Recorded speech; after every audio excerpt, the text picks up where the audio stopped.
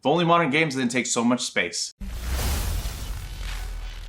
This month, I'm giving away a G Pro wireless and a G613. Check out the description. What's up, guys? I'm here at my channel, GearedInc, where I get to share what I'm passionate about with you. On my channel, that's PC tech, games, and gear. And today, we are going to be going through step by step, showing you how to install a new NVMe in your PS5 if you need to expand its storage. Now, I want to answer some questions that are very common up front, so let's get those out of the way. So first off, for installation, it's fairly straightforward. You're just going to need a screwdriver. You are going to need a smaller one for the M.2 slot, so I recommend having something like an iFixit kit or a knockoff like this, which I'll link one of those down below. It will make it easier to install your NVMe. The NVMe needs to be in a M.2 size. That means it's about the size of a stick of gum. It does need to be PCIe Gen 4, and it does need to have a minimum required speed as outlined by PS5. Now, if you want to know what happens if it doesn't have that minimum required speed, I recommend that you check out this video that Linus Tech put up a little while ago. It's actually pretty informative on what that kind of looks like. Now, the reason that you have to have those minimum required speeds is because future games are going to take advantage of the read writes on this NVMe drive to load in things like textures, the map. So basically, there's seamless loading, meaning like there's never going to be any loading screens for the game, kind of like the continuous experience of a game like God of War 4, for example. So now that you know kind of what you need, bare minimum, the last thing you're going to absolutely need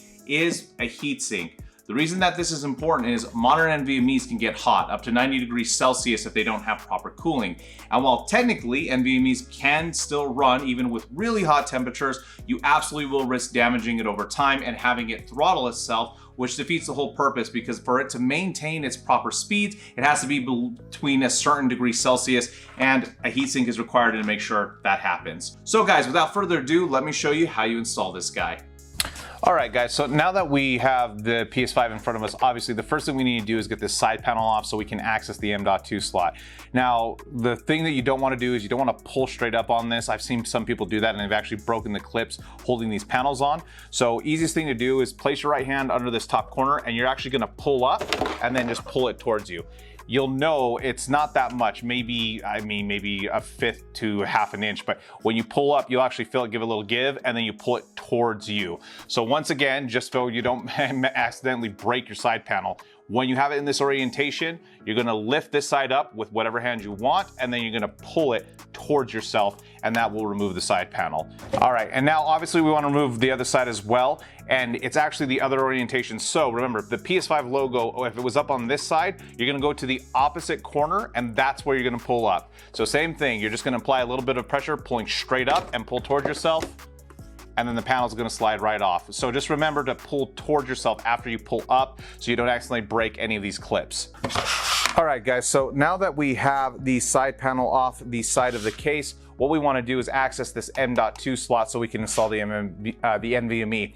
What I'm doing is I'm using, this isn't iFixit, this is kind of a knockoff brand, but you are going to need a specialized bit. A standard Phillips head isn't going to fit in this because it is smaller.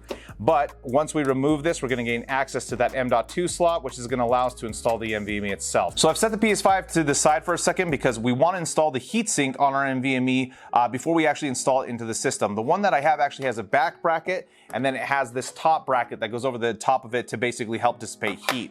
The biggest question that people have asked me is when we install the thermal pads, because this comes with two, one for the top and one for the back, should you remove this sticker? You should not. The reason being is that removing the sticker can void the warranty, but this is also thermally conductive. I know there is a big argument on whether or not it helps more than it hurts.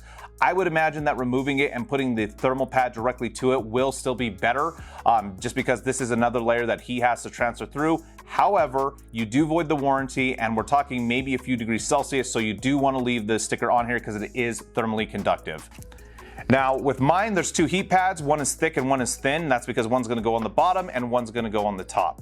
So the first thing that we're gonna do is we're gonna remove the smaller of the two heat pads, and I'm gonna put this directly on the bottom of the NVMe, and you can kind of space it out based off where the sticker is. So just do your best job to center it as best you can. If it's a little bit off, it's absolutely not the end of the world. This again is just to help basically conduct heat thermally. So on the back of this guy, what you'll notice is what I'm trying to take off is the cover for the actual thermal pad itself. It's a thin layer of plastic, and it basically just protects the thermal pad from getting torn up in installation. I'm having a little bit of difficulty, as anyone who's ever done this before understands. Sometimes these are a little bit sticky, but you do want to remove this obviously because you're not going to be conducting really anything thermally if you leave this guy on there. So you can see now maybe a little bit better that plastic that I just removed. And then I'm gonna help kind of recenter this thermal pad. And these thermal pads can rip pretty easily. It looks like I already did a little bit of damage on this one. So you do wanna be careful when you're installing it, but there's one side done, and now I'm gonna do the other side really quick. All right, so you guys can see I have thermal pads on both sides of the NVMe now. On this particular installation, all you do is slide it into this bracket. So we're gonna do it just like so. It's getting a little stuck there on the bottom, obviously, because the thermal pad has a little bit of stickiness to it. But what's nice about this one is, if you can see, there's a little bit of overhang on either side, so that way you can install the M.2 screw on this side, and that you can plug in the M.2 on the actual NVMe connector on this side. And then to install the top part of this, what you're gonna do is you're actually gonna put it in an angle, so that way the lip is kind of sliding under these brackets here on the side. And then you're just gonna push down on the other one. You're gonna feel it click into place, just like that.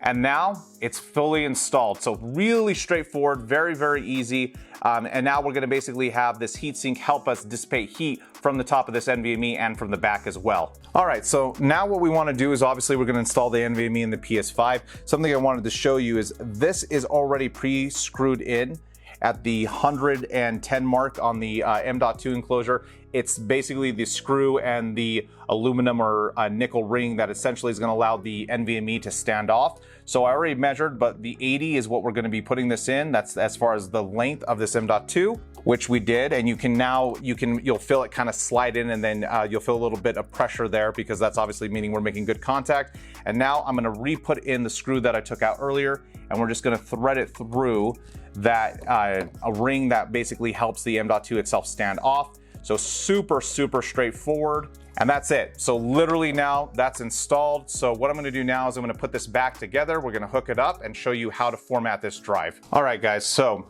now that we have the PS5 booted back up, it's real straightforward. So as you can see, it says to use your M.2, you need to format it. When you format, all the data will be deleted. Now remember, your PS5 has an internal storage that's soldered, I believe, to the board itself.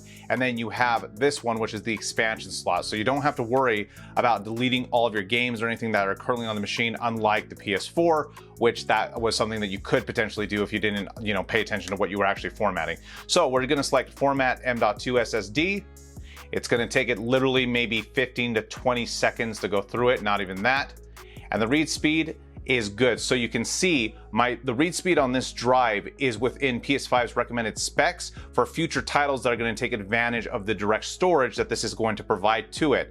Now, again, you can watch the video with Linus Tech if you want to see kind of like what would happen if you put in a lower performing drive, because it will accept it. There's no guarantee that it's going to be able to keep up with the future titles that will actually utilize the storage for quick loading resources when you're talking about like no loading on, the games you're playing, things like that. And there we have it, guys. So I hope you enjoyed this video. I hope it was easier to understand and follow along with. If you found that this video was helpful, leave me a big thumbs up. If you thought it was terrible, leave me a thumbs down. Remember to get subscribed, hit that bell icon so you know when these videos drop next. Enter the giveaway if you haven't already. And as always, guys, I will see you all in the next video.